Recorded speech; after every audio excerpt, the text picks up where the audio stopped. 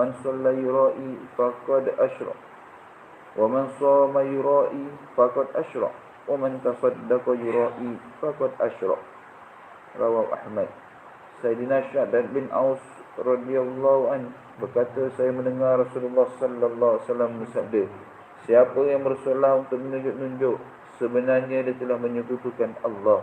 Siapa yang berpuasa untuk menunjuk-nunjuk, sebenarnya dia telah menyekutukan Allah.